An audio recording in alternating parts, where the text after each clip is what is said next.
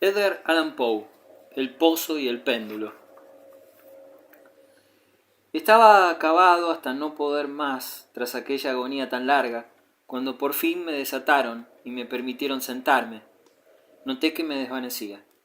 La sentencia, la horrible sentencia de muerte, fue la última frase que percibieron distintamente mis oídos. Luego el murmullo de las voces de los inquisidores pareció ahogarse en el indefinido zumbido del sueño, que provocó en mi espíritu la idea de rotación. Quizás porque mis pensamientos lo asociaban con el chapoteo de una rueda de molino, pero esto duró poco, ya que de súbito dejé de oír. Sin embargo, durante algún tiempo pude ver, pero con qué terrible exageración. Vi los labios de los jueces togados de negro, me parecieron blancos, más blancos que la hoja de papel donde escribo estas palabras, y finos hasta la exageración de su resolución inexorable, de su riguroso desprecio por el dolor humano. Vi que los decretos de los que para mí representaba el destino brotaban aún de aquellos labios. Los vi torcerse pronunciando una frase mortal. Los vi formar las sílabas de mi nombre y me estremecí porque no me llegaba ningún sonido. Durante esos momentos de espanto frenético vi también oscilar, blanda y casi imperceptiblemente, las negras colgaduras que cubrían las paredes de la sala, y mi vista cayó sobre los 7 hachones colocados sobre la mesa. Al principio me parecieron emblemas de caridad y los imaginé blancos y esbeltos, ángeles dispuestos a salvarme, pero en ese momento, y de súbito, una náusea letal invadió mi alma y sentí que todas las fibras de mi ser se estremecían como al contacto de los hilos de una batería galvánica, mientras las formas angélicas se convertían en vacuos espectros de cabezas llameantes. Entonces comprendí que ninguna ayuda debía esperar de ellos. Como una magnífica nota musical se abrió paso en mi imaginación la idea del dulce reposo que nos espera en la tumba. Llegó suave, sigilosamente. Creo que pasó algún tiempo antes de poder apreciarla en toda su plenitud, pero en el preciso instante en que mi mente la captó y acarició, las figuras de los jueces se desvanecieron como por arte de magia, los altos hachones se abismaron en la nada, sus llamas desaparecieron y sobrevino el negror de las tinieblas. Todas mis sensaciones parecieron precipitarse en una caída hacia el abismo, como la del alma en el Hades, y luego el universo fue solo silencio, quietud y noche. Me había desvanecido, pero no puedo afirmar que hubiera perdido del todo la conciencia. No intentaré definir lo que de ella me quedaba, y menos describirla, pero no la había perdido del todo. En medio del más profundo sopor, no en medio del delirio, no en medio del desvanecimiento, no en medio de la muerte, no, hasta en la misma tumba, no todo se pierde. Si fuera de otro modo, no habría salvación para el hombre. Cuando despertamos del más profundo de los sopores, rompemos la telaraña sutil de algún sueño y, no obstante, un segundo más tarde, tan frágil puede haber sido esa tela, no recordamos haber soñado. Cuando tras un desmayo volvemos a la vida, pasamos por 2 etapas. Primera, la del sentimiento de la existencia moral o espiritual. Segunda, la de la existencia física. Es probable que si al llegar al segundo periodo pudiéramos evocar las impresiones del primero, hallaríamos todos los recuerdos elocuentes del abismo que se abre a nuestras espaldas.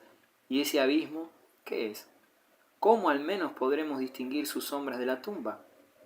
Pero si las impresiones de lo que he llamado el primer período no acuden al llamamiento de la voluntad, no aparecen inesperadamente tras un largo intervalo, sin ser solicitadas, y mientras maravillados nos preguntamos de dónde proceden. Quien nunca se haya desmayado no descubrirá extraños palacios ni rostros fantásticamente familiares en las brasas del carbón, ni contemplará flotando en el aire las melancólicas visiones que el vulgo no puede disfrutar, ni meditará mientras respire el aroma de una flor desconocida, ni sentirá la exaltación de su mente ante el misterio de una melodía que jamás había llamado antes su atención.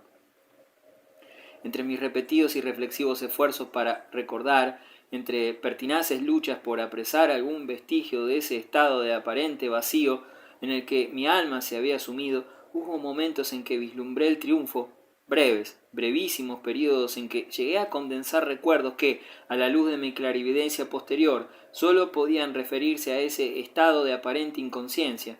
Esas sombras de recuerdos me presentan confusamente grandes figuras que me levantaron llevándome silenciosamente hacia abajo, hacia abajo, siempre hacia abajo, hasta que un horrible vértigo me oprimió a la sola idea de lo infinito, del descenso. También me recuerdan, no sé qué vago terror que mi corazón experimentaba, precisamente por la sobrenatural calma que me invadía. Luego viene el sentimiento de una repentina inmovilidad que invadió cuanto me rodeaba, como si quienes me llevaban, espectral cortejo, hubiera pasado en su descenso los linderos de lo ilimitado y descansaran del hastío infinito de su tarea. Mi mente recuerda, más tarde, una sensación de acrimonia y humedad, y luego todo es locura, la locura de un recuerdo que se agita entre cosas abominables.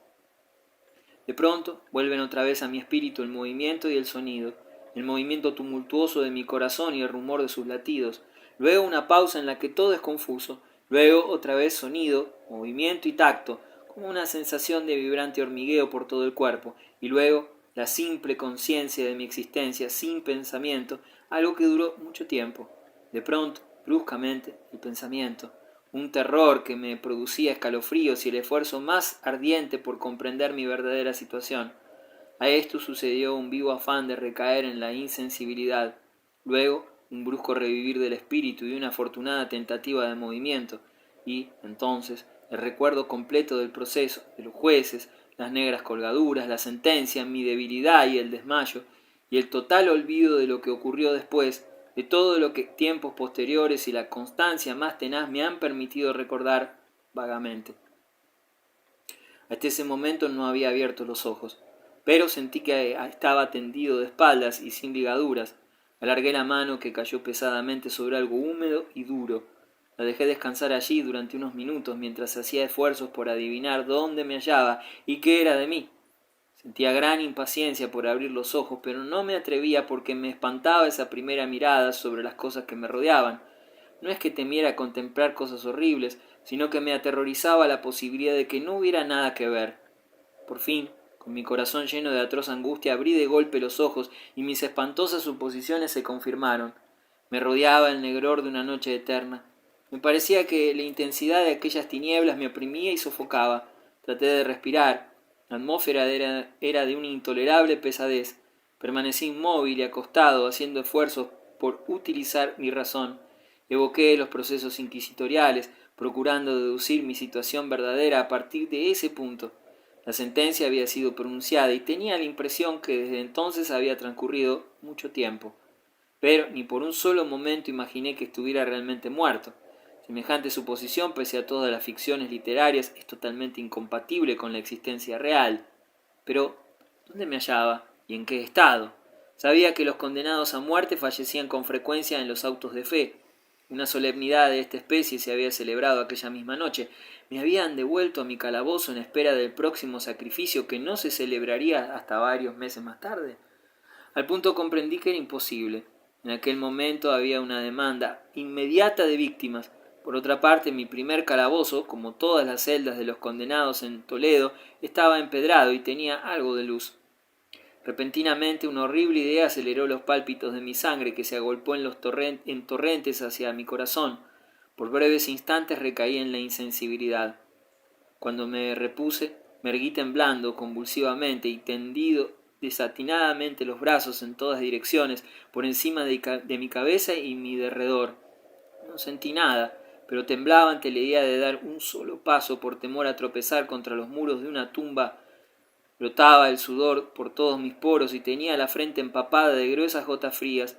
A la larga, la agonía de la incertidumbre terminó por hacerse intolerable y cautelosamente avancé, con los brazos tendidos y los ojos desorbitados, con la esperanza de captar el más débil rayo de luz. Di algunos pasos, pero todo seguía siendo vacío y negrura. Respiré con mayor libertad. Por lo menos parecía evidente que el destino reservado para mí no era el más espantoso de todos. Entonces, cuando avanzaba cautelosamente, resonaron en mi memoria los 1000 vagos rumores que corrían sobre los horrores de Toledo, cosas extrañas que se contaban sobre los calabozos, cosas que yo siempre había creído fábula, pero que no por eso eran menos extrañas y demasiado horrorosas para ser repetidas en voz baja.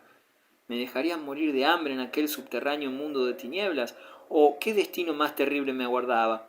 De sobra conocía yo el carácter de mis jueces para dudar que el fin sería la muerte, una muerte mucho más amarga que la habitual. Lo único que me preocupaba y me enloquecía era el modo y la hora de su ejecución. Mis manos extendidas encontraron por fin un obstáculo sólido. Era un muro, probablemente de piedra, muy liso, húmeda y fría. Lo fui siguiendo de cerca, avanzando con la precavida desconfianza que ciertas narraciones antiguas me habían inspirado, pero esta operación no me proporcionaba medio alguno para examinar las dimensiones del calabozo, pues podía dar la vuelta y retornar al punto de partida sin advertirlo. Hasta tal punto era uniforme y lisa la pared.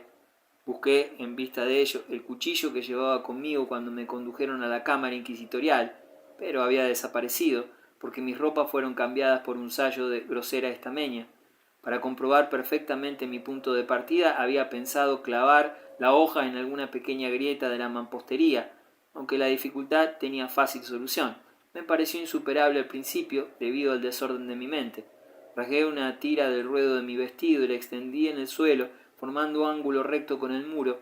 Recorriendo a tientas el contorno del calabozo, tendría que encontrar el jirón de tela al completar el circuito. Por lo menos era lo que yo creía, pero no había tenido en cuenta ni las dimensiones de la celda ni mi debilidad. El suelo era húmedo y resbaladizo. Avancé tambaleándome un trecho, pero luego trastabillé y caí. Mi gran fatiga me indujo a seguir tumbado y el sueño no tardó en embargarme.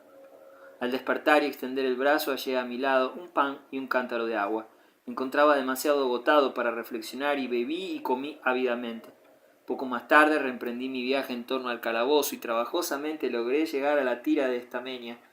En el momento de caer al suelo había contado 52 pasos y desde la reanudación del camino hasta encontrar el trozo de tela 48, de modo que en total había 100 pasos. Suponiendo que 2 pasos constituyesen una yarda, calculé que el calabozo tenía un perímetro de 50. No obstante, había tropezado con numerosos ángulos en la pared, de forma que no podía imaginar claramente la forma de la cueva, pues no había duda de que aquello era una cueva. Poco interés y ninguna esperanza puse en aquellas investigaciones, aunque una cierta curiosidad me impulsaba a continuarlas. Dejando la pared, decidí cruzar el calabozo. Avancé al principio con extrema precaución, pues, aunque el suelo parecía de un material duro, era peligrosamente resbaladizo por el limo. Logré cobrar ánimos al rato y terminé caminando con seguridad, procurando cruzarlo en línea recta. Había avanzado unos 10 o 12 pasos, cuando el ruedo desgarrado del sayo se enredó entre mis piernas, haciéndome caer violentamente de bruces. En la confusión que siguió a la caída no reparé en una circunstancia poco sorprendente, pero que, segundos más tarde, y cuando aún yacía en el suelo, llamó mi atención. Era esta. Tenía apoyado el mentón sobre el suelo del calabozo, pero mis labios y la parte superior de la cabeza, que deberían hallarse a nivel inferior del mentón, no descansaban en ninguna parte. Al mismo tiempo me pareció que mi frente se empapaba de un vapor viscoso y que un extraño olor a hongos podridos subía por mis fosas nasales. Alargué el brazo y me estremecí al descubrir que había caído exactamente al borde mismo de un pozo circular, cuya profundidad no podía medir por el momento. Tanteando en el brocal que bordeaba el pozo, logré arrancar un fragmento que arrojé al abismo. Durante algunos segundos presté atención a sus rebotes, repercutí en su caída contra las paredes del pozo. Por último se hundió en el agua con un chapoteo lúgubre al que siguieron pesados ecos. En ese mismo instante percibí un ruido sobre mi cabeza, como de una puerta que se abre y se cierra rápidamente mientras un débil rayo de luz cruzaba instantáneamente la negrura y volvía a desvanecerse. Con toda claridad comprendí el destino que se me preparaba y me felicité por el oportuno accidente que me había impedido caer. Un paso más y el mundo no hubiera vuelto a saber de mí. Aquella muerte, evitada a tiempo, tenía justamente el carácter que yo había considerado fabuloso y absurdo en las historias que, sobre la Inquisición, había oído contar. Las víctimas de su tiranía no tenían más alternativa que la muerte, una muerte llena de crueles agonías físicas u otra acompañada de abominables torturas morales. Yo estaba destinado a esta última. Mis largos sufrimientos habían abatido mis nervios al punto que bastaba el sonido de mi propia voz para hacerme temblar, y me consideraba por todos motivos la víctima ideal para la clase de torturas que me aguardaban. Estremeciéndome de pies a cabeza, retrocedí a tientas hasta la pared, dispuesto a dejarme morir antes de afrontar el horror de los pozos que en las tinieblas de la celda mi imaginación multiplicaba. En otro estado de ánimo, tal vez hubiera tenido el suficiente coraje para acabar con mis miserias y de una vez arrojarme en uno de aquellos abismos, pero había llegado a convertirme en el más perfecto de los cobardes, y por otra parte me era imposible olvidar lo que había leído sobre aquellos pozos, de los que se decía que la extinción repentina de la vida se había excluido cuidadosamente de sus posibilidades. Durante algunas horas me mantuvo despierto la agitación de mi ánimo, pero acabé por adormecerme. Al despertar, como antes, hallé a mi lado un pan y un cántaro de agua. Una sed abrasadora me consumía y de un solo trago vacié el cántaro. El agua debía contener alguna droga, pues apenas la hube bebido sentí unos irresistibles deseos de dormir. Un sueño profundo, semejante al de la muerte, cayó sobre mí. Jamás he podido saber cuánto duró, pero al abrir los ojos pude percibir los objetos que me rodeaban. Gracias a una claridad sulfurosa cuyo origen no pude determinar al principio, logré contemplar la magnitud y el aspecto de mi cárcel. Mucho me había equivocado respecto a sus dimensiones. El circuito total de sus muros no pasaba de 25 yardas. Durante varios minutos este descubrimiento me turbó con una preocupación pueril, ya que dadas las terribles circunstancias que me rodeaban, no había nada menos importante que las dimensiones de mi prisión. Pero mi espíritu se interesaba de forma extraña en las cosas más nimias y tenazmente me esforcé por descubrir el error que había cometido al tomar las medidas del recinto. Por último, como un relámpago de luz se me reveló la verdad. En el primer intento de exploración había contado 52 pasos hasta el momento de la caída. Probablemente, en ese momento me hallaba a 1 o 2 pasos del trozo de estameña, es decir, que había efectuado casi por completo el circuito del calabozo. Al despertar de mi sueño debí necesariamente volver sobre mis pasos, es decir, en dirección contraria, creando un circuito casi doble del normal. La confusión de mi mente me impidió reparar entonces que había comenzado la vuelta con la pared a la izquierda y que la terminaba teniéndola a la derecha. También me había engañado sobre la forma del recinto. Tanteando las paredes había encontrado varios ángulos, deduciendo así la idea de una gran irregularidad. Tan poderoso es el efecto de la oscuridad total sobre quien sale del letargo o del sueño. Los ángulos eran simplemente leves depresiones o grietas que se encontraban a intervalos regulares. La forma general de la prisión era cuadrada. Lo que creí mampostería resultaba ser hierro o algún otro metal dispuesto en enormes planchas, cuyas suturas y junturas ocasionaban las depresiones. La superficie de aquella construcción metálica estaba pintarrajeada groseramente con toda clase de emblemas horrorosos y repulsivos, nacidos de la sepulcral superstición de los frailes. Figuras de demonios con amenazadores gestos, de esqueletos y otras imágenes todavía más horribles recubrían y desfiguraban los muros. Reparé en que los contornos de aquellas monstruosidades estaban bien delineados, pero que los colores parecían borrosos y vagos por efectos de la humedad del ambiente. Vi asimismo que el suelo era de piedra. En su centro se abría el pozo circular, de cuyas fauces abiertas como si bostezaran había yo escapado, pero era el único que había en el calabozo. Vi todo esto confusamente y no sin esfuerzo, pues mi situación física había cambiado mucho en el curso del sueño. Ahora yacía de espaldas, cuán largo era, sobre una especie de bastidor de madera muy baja. Estaba fuertemente atado con una larga tira que parecía un cíngulo. Se enrollaba con distintas vueltas en mis miembros y en mi cuerpo, dejando solo en libertad la cabeza y el brazo izquierdo. Sin embargo, tenía que hacer un violento esfuerzo para llegar a los alimentos colocados en el plato de barro, puesto a mi alcance en el suelo. Con verdadero horror vi que se habían llevado el cántaro de agua, y digo con horror porque me devoraba una sed intolerable. Creí entonces que la intención de mis verdugos consistía en exasperar esta sed, porque la comida del plato era cruelmente condimentada. Levantando los ojos examiné el techo de mi prisión, que tendría unos 30 o 40 pies de altos, y por su construcción se asemejaba a los muros. En uno de sus paneles aparecía una singular figura que atrajo mi atención. Era una representación pintada del tiempo tal como se le puede figurar, salvo que en lugar de guadaña tenía lo que a primera vista creía un enorme péndulo, tal como solemos verlos en los relojes antiguos. Algo empero había en la apariencia de aquella máquina que me movió a observarla con más detenimiento. Mientras la miraba atentamente de abajo hacia arriba, pues se hallaba situada exactamente sobre mí, tuve la impresión de que se movía. Un segundo después esa impresión quedaba confirmada. Su balanceo era breve y por tanto muy lento. No sin cierta desconfianza y sobre todo con extrañeza, lo observé durante un rato. Cansado, al cabo de vigilar su fastidioso movimiento, volví mis ojos a los demás objetos de la celda. Un leve ruido atrajo mi atención y mirando al suelo vi cruzar varias ratas enormes. Habían salido del pozo que se hallaba a la derecha al alcance de mi vista. En ese instante, mientras las miraba, subieron en tropel presurosas y con ojos voraces, atraídas por el olor de la carne. Me costó gran trabajo y atención ahuyentarlas del plato de comida. Habría pasado media hora, quizás una entera, pues sólo tenía una noción imperfecta del tiempo cuando volví a fijar los ojos en lo alto. Lo que entonces vi me dejó atónito y sorprendido.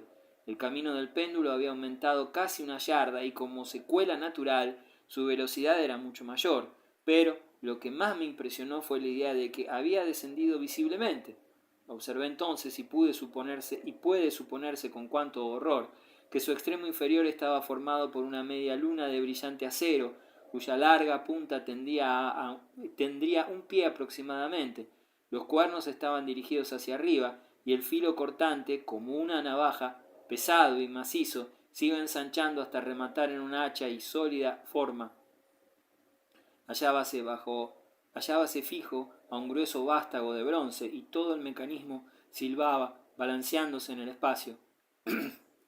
Ya no había duda alguna respecto al destino que me había preparado la horrible ingeniosidad de los monjes. Los agentes de la Inquisición habían previsto mi descubrimiento del pozo, sí, cuyos horrores estaban reservados a un hereje tan temerario como yo, del pozo, típica imagen del infierno, última tool de los castigos de la Inquisición, según los rumores.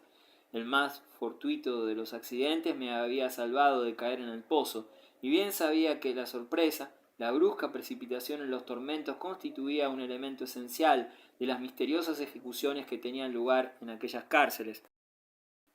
Habiendo fracasado mi caída en el pozo, el demoníaco plan de mis verdugos no contaba con arrojarme por la fuerza, y en este caso, sin ninguna alternativa, estaba destinado a una muerte distinta y más dulce. ¿Más dulce? En mi agonía, al pensar en el singular uso que yo hacía de esta palabra, casi sonreí.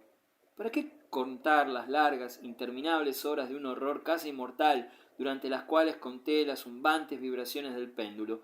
Pulgada a pulgada, línea a línea, descendía gradualmente con una lentitud que sólo podía apreciarse después de intervalos que me parecían más largos que siglos, y el acero seguía bajando. Pasaron días, muchos días tal vez, antes de que se balanceara tan cerca de mí que parecía abanicarme con su aliento acre. El olor del afilado acero hería mi olfato.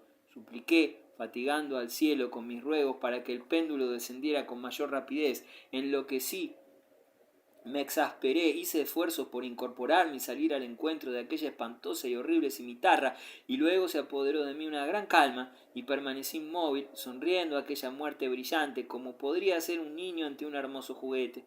Siguió otro intervalo de perfecta insensibilidad. Fue corto, porque al volver a la vida observé que apenas se había producido en el péndulo un descenso apreciable. Podía no obstante haber durado mucho, pues bien sabía yo que aquellos seres infernales estaban al tanto de mi desvanecimiento y que podían haber detenido la vibración del péndulo a su capricho. Al volver en mí sentí un malestar y una debilidad indecibles, como tras una prolongada inanición. Incluso en la agonía de aquellas horas la naturaleza humana suplicaba el sustento. Con penoso esfuerzo alargué mi brazo izquierdo, cuanto me permitían las ataduras, para coger la pequeña cantidad sobrante que habían dejado las ratas. Al llevarme un pedazo de pan a los labios, se alojó en mi mente un informe pensamiento de extraña alegría, de esperanza. Pero, ¿qué tenía yo que ver con la esperanza? Repito que era un pensamiento informe. El hombre tiene con frecuencia muchos que no llegan a completarse jamás. Comprendí que era de alegría, de esperanza, pero sentí al mismo tiempo que había muerto al nacer. En vano traté de completarlo, de recobrarlo. Mis prolongados sufrimientos habían aniquilado casi por completo las normales facultades de mi mente. No era más que un imbécil, un idiota. La oscilación del péndulo se efectuaba en un plano que formaba un ángulo recto con mi cuerpo. Reparé en que la media luna estaba dispuesta de modo que atravesaba la zona del corazón. Rasgaría la estameña de mi sayo, volvería para repetir la operación una y otra vez, pese a la gran amplitud de la curva recorrida, 30 o más pies, y la sibilante violencia de su descenso, capaz de cortar incluso aquellos muros de hierro, todo lo que haría durante varios minutos sería rasgar mi sayo, y a esta altura de mis reflexiones hice una pausa. No me atreví a proseguir. Me mantuve en ellas con la atención pertinazmente fija, como si al hacerlo pudiera detener en aquel punto el descenso de la cuchilla. Comencé a pensar en el sonido que produciría la hoja de acero cuando pasara rasgando la estameña, y en la extraña y penetrante sensación que produce el roce de una tela sobre los nervios, y pensé en estas frivolidades hasta que mis dientes rechinaron. Descendía suavemente. Sentí un placer frenético al comparar su velocidad lateral con la del descenso, a la derecha, a la izquierda, hacia los lados, con el aullido de un espíritu condenado, hacia mi corazón con el furtivo paso del tigre. Yo aullaba y reía carcajadas alternativamente, según me dominase una u otra idea. Descendí invariablemente, inexorablemente, suavemente. Ya pasaba vibrando a solo 3 pulgadas de mi pecho. Luché con coraje, con furia, tratando de liberar mi brazo izquierdo, que estaba libre a partir del codo. Solo podía mover la mano desde el plato puesto a mi lado hasta la boca, pero no más allá, y esto con gran esfuerzo. De haber roto las ligaduras por encima del codo hubiera intentado detener el péndulo, pero hubiera sido lo mismo que pretender atajar una avalancha. Descendía incesantemente, inevitablemente, descendía. Jadeaba con verdadera angustia cada oscilación, me agitaba convulsivamente a cada paso de la cuchilla. Mis ojos seguían su vuelo hacia arriba, hacia abajo, con la ansiedad de la más enloquecida desesperación. Mis párpados se cerraban espasmódicamente a cada descenso. La muerte hubiera sido para mí un alivio. ¡Oh, qué alivio tan inefable! Y sin embargo, cada uno de mis nervios se estremecía al pensar que el más nimio deslizamiento del mecanismo precipitaría sobre mi pecho aquella reluciente, afilada cuchilla. Era la esperanza la que hacía estremecer mis nervios y agitaba mi cuerpo. Era la esperanza, esa esperanza triunfante incluso en el potro del suplicio, que susurra al oído de los condenados a muerte, incluso en los calabozos de la Inquisición. Comprobé que luego de 10 o 12 oscilaciones el acero se pondría en inmediato contacto con mi ropa. En ese momento invadió mi ánimo la penetrante y condensada calma de la desesperación. Por primera vez en muchas horas, quizás días, me puse a pensar. Acudió a mi mente la idea de que la tira o cíngulo que me ataba era una sola pieza. Mis ataduras no estaban constituidas por cuerdas separadas. La primera mordedura de la cuchilla de la media luna sobre cualquier lugar de la correa bastaría para desatarla, y con ayuda de mi mano izquierda podría desenrollarla, pero qué terrible en este caso la proximidad del acero, cuán mortal el resultado de la más liviana sacudida. Por otra parte, era verosímil que los esbirros del torturador no hubieran previsto y prevenido tal posibilidad. Era probable que las ligaduras cruzaran mi pecho justo por el recorrido del péndulo. Temblando al descubrir que mi débil y al parecer última esperanza se frustraba, alcé la cabeza lo bastante para contemplar mi pecho. La correa envolvía mis miembros y mi cuerpo en todas direcciones, salvo en la trayectoria de la homicida cuchilla. Apenas había dejado caer hacia atrás la cabeza cuando cruzó mi mente algo que sólo puedo definir como la informe mitad de aquella idea de liberación a que he aludido y de la cual sólo una parte flotaba vagamente en mi espíritu, cuando llevé la comida a mis ardientes labios, pero ahora la idea completa estaba presente, débil, apenas visible, casi indefinida, pero, al cabo, completa. Inmediatamente, con la nerviosa energía de la desesperación, intenté ponerla en práctica. Durante horas y horas cantidad de ratas pululaban innumerables en la vecindad próxima del caballete de madera sobre el que me hallaba acostado. Ratas salvajes, tumultuosas, famélicas, fijaban en mí sus rojas pupilas centelleantes como si sólo esperaran mi inmovilidad para convertirme en su presa. ¿A qué clase de alimento, pensé, se habrían acostumbrado en ese pozo? Pese a todos mis esfuerzos por impedirlo, habían devorado el contenido del plato, salvo algunos restos. Mi mano se acostumbró a un movimiento de abanico sobre el plato, pero a la larga la regularidad maquinal del movimiento le había restado eficacia. En su voracidad aquella odiosa plaga clavaba sus afilados dientes en mis dedos, cogiendo los restos de la aceitosa y picante carne que quedaba en el plato. Froté vigorosamente con ellos mis ataduras hasta donde me era posible hacerlo, y después, retirando mi mano del suelo, permanecí completamente inmóvil, conteniendo la respiración. Los famélicos animales se asustaron y sorprendieron por el repentino del cambio y el cese del movimiento. retrocedieron alarmados y muchos se refugiaron en el pozo, pero tal actitud no duró más que un momento. No fue vana mi confianza en su voracidad. Viendo que seguía sin moverme, una o dos de las más atrevidas se encaramaron por el caballete y oliscaron la correa. Este fue el preludio de una invasión general. Un nuevo tropel surgió del pozo corriendo. Se colgaron de la madera, la escalaron y a centenares saltaron sobre mi cuerpo. Nada les importaba el acompasado movimiento del péndulo. Esquivando sus oscilaciones, trabajaban activamente con sus dientes sobre las aceitosas ligaduras. Se apretujaban pululando sobre mí en cantidades cada vez mayores. Se retorcían junto a mi garganta. Sus fríos hocicos buscaban mis labios. Me sentía sofocado bajo aquel peso que se multiplicaba constantemente. Un asco espantoso para el que no existe nombre en este mundo llenaba mi pecho y helaba con su espesa viscosidad mi corazón. Un minuto más, sin embargo, y la operación habría terminado. Sobre mí sentía perfectamente la distensión de las ataduras. Me di cuenta de que debían estar cortadas en más de un punto, pero con una resolución sobrehumana proseguí totalmente inmóvil. No me había equivocado en mis cálculos y aquellos sufrimientos no fueron en vano. Por fin sentí que estaba libre. El cíngulo colgaba en tiras a los lados de mi cuerpo, pero ya el movimiento del péndulo alcanzaba mi pecho. Había rasgado la estameña de mi sayo y cortaba ahora la tela de mi camisa. Efectuó aún 2 oscilaciones más sobre mí y un agudísimo dolor recorrió mis nervios, pero ya había llegado el momento de escapar. A un ademán de mis manos huyeron tumultuosamente mis libertadoras. Con un movimiento tranquilo y decidido, prudente y oblicuo, lento y encogiéndome todo lo posible contra el caballete, me deslicé fuera de mis ataduras y más allá del alcance de la cimitarra. Cuando menos, por el momento, estaba libre, y en las garras de la Inquisición. Apenas hube escapado de aquel lecho de horror, apenas hube dado algunos pasos por el suelo de mi calabozo, cesó el movimiento de la infernal máquina y la vi subir atraída hacia el techo por una fuerza invisible hasta que desapareció.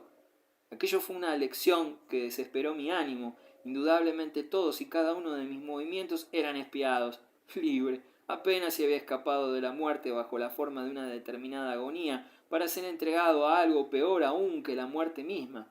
Pensando en ello, fijé nerviosamente los ojos en los muros de hierro que me rodeaban. Algo insólito, una alteración que al principio no pude apreciar claramente se había producido en la estancia.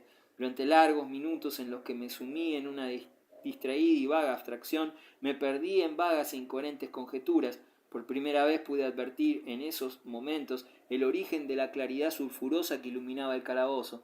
Provenía de una grieta de media pulgada de anchura que rodeaba la celda por completo en la base de las paredes, que parecían, y en realidad estaban, completamente separadas del suelo. Intenté mirar por aquella fisura, pero fue por supuesto en vano. Al levantarme desanimado, comprendí de pronto el misterio del cambio que la prisión había sufrido. Ya había tenido ocasión de comprobar que, si bien los contornos de las figuras pintadas en las paredes eran suficientemente claros, los colores parecían alterados y seguían tomando a cada momento un sorprendente y vivo brillo que prestaba a aquellas espectrales y diabólicas figuras un aspecto que hubiera hecho temblar a nervios más templados que los míos. Pupilas demoníacas de una siniestra y feroz viveza se clavaban fijamente sobre mí desde 1000 sitios distintos, donde antes no había sospechado ninguna, y fulguraban con lúgubre resplandor de un fuego que mi imaginación no alcanzaba a concebir como irreal. Irreal. Me bastaba respirar para que llegase a mi nariz el olor característico que surge del hierro enrojecido. Ese olor sofocante se extendía por la celda invadiéndola. A cada momento un ardor más profundo se reflejaba en los ojos fijos de mi agonía. Un rojo más oscuro empezó a invadir aquellas horribles pinturas sangrientas. Yo jadeaba tratando de respirar. Ya no cabía duda sobre la intención de mis verdugos, los más implacables, los más demoníacos de todos los hombres. Alejándome del metal ardiente, corrí hacia el centro del calabozo. Al meditar sobre la horrible destrucción por el fuego que me aguardaba, la idea de la frescura del pozo fue para mi alma un bálsamo. Me lancé hacia su borde mortal y con algún esfuerzo miré hacia abajo. El resplandor de la inflamada bóveda iluminaba sus cavidades más recónditas, y sin embargo durante un minuto de desvarío mi espíritu se negó a comprender la significación de lo que veía. Pero al cabo aquello se abrió paso y avanzó hasta mi alma para grabarse a fuego en mi estremecido razón. ¡Ah! Una voz para expresarlo. ¡Ah! Espanto. Cualquier horror, menos aquel. Con un alarido me aparté del brocal y hundiendo mi rostro entre las manos sollocé amargamente. El calor aumentaba veloz y una vez más levanté los ojos a lo alto, temblando en un acceso febril. Un segundo cambio se había operado en la celda, un cambio relacionado con la forma. Como antes, fue en vano que tratara de apreciar o entender inmediatamente lo que ocurría, pero no me dejaron mucho tiempo en la duda. La venganza de la Inquisición se aceleraba tras mi doble escapatoria y el rey de los espantos no concedía más pérdida de tiempo. Hasta entonces la celda había sido cuadrada. Ahora vi que dos de sus ángulos de hierro se habían vuelto agudos y los otros dos, por tanto, obtusos. Con un gruñido profundo y sordo, el terrible contraste se acentuaba rápidamente. En un instante la celda cambió su forma cuadrada por la romboidal, pero la transformación no se detuvo ahí, y yo no deseaba ni esperar que se detuviese. Podría haber aplicado mi pecho a los rojos muros como si fueran una vestidura de eterna paz. La muerte, clamé, cualquier muerte menos la del pozo. Insensato. ¿No era acaso evidente que aquellos hierros al rojo vivo no tenían más objeto que precipitarme en el pozo? ¿Resistiría acaso su calor? Y suponiendo que lo resistiera, ¿cómo podría oponerme a su presión? El rombo se iba aplastando más y más, con una rapidez creciente que no me dejaba tiempo para mirar. Su centro y por tanto su diámetro mayor llegaba ya a las fauces del abismo. Intenté retroceder, pero los muros al unirse me empujaban con una fuerza irresistible. Por fin hubo un momento en que no quedaba en el piso del calabozo ni una pulgada donde posar mi chamuscado y convulso cuerpo. Cesé de luchar, pero la agonía de mi alma se exteriorizó en un agudo y prolongado alarido de desesperación. Me di cuenta de que me tambaleaba sobre el brocal, desvié la mirada y oí un discordante clamoreo de voces humanas. Resonó una explosión, un huracán de trompetas, un poderoso rugido semejante al de 1000 truenos. Los terribles muros retrocedieron. Una mano tendida sujetó mi brazo cuando, desfalleciente, me precipitaba en el abismo. Era la del general Lasalle. El ejército francés había entrado en Toledo. La Inquisición estaba en manos de sus enemigos.